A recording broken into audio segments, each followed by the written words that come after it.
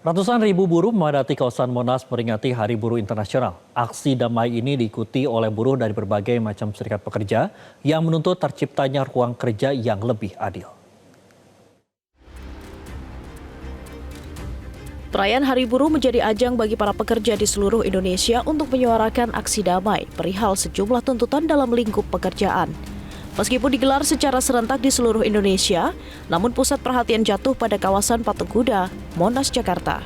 Di sini ratusan ribu buruh turun ke jalan sejak matahari belum terbit, dari berbagai asal wilayah. Mereka merupakan gabungan pekerja dari berbagai latar belakang industri, mulai dari industri garmen, manufaktur, hingga industri toko retail.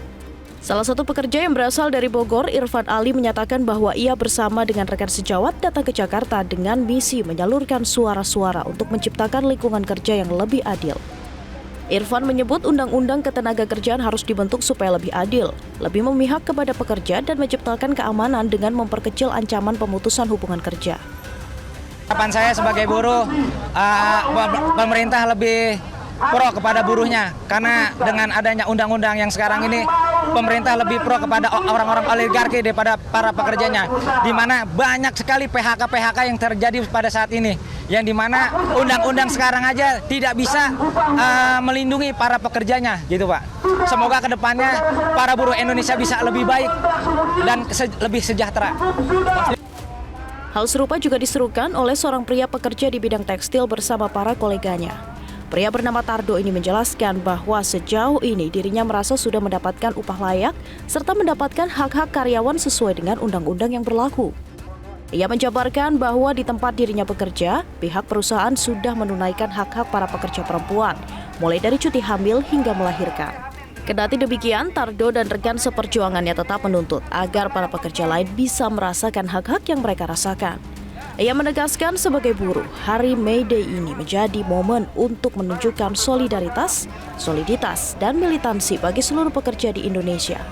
Tak hanya itu, sejalan dengan tuntutan buruh seluruh Indonesia, Tardo menolak adanya kelanggengan sistem outsourcing dan upah murah.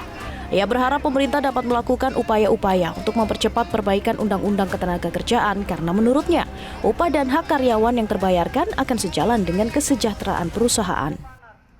Di May Day kali ini kita mengaspirasikan supaya teman-teman yang pekerja kontrak itu ditiadakan, terus harian lepas itu nggak ada, jadi semua bisa karyawan tetap semua, jadi kesejahteraan karyawan bisa terangkat gitu. Kalau pekerja kontrak menurut saya itu kurang mensejahterakan karyawan karena jadi tidak ada ikatan karyawan, jadi sewaktu-waktu mereka bisa diputus kontrak gitu, Bu. Tim Liputan, Metro TV. Sementara itu, pemirsa, terkait Undang-Undang Ketenagakerjaan, Presiden menargetkan pembahasan RUU Ketenagakerjaan bisa tuntas pada tahun ini. Pembahasan RUU merupakan tindak lanjut putusan Mahkamah Konstitusi yang mencabut Undang-Undang Cipta Kerja.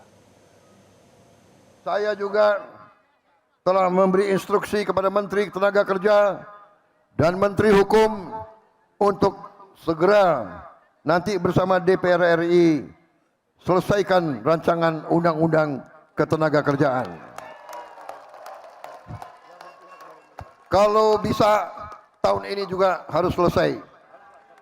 Dan undang-undang itu harus berpihak kepada kaum buruh.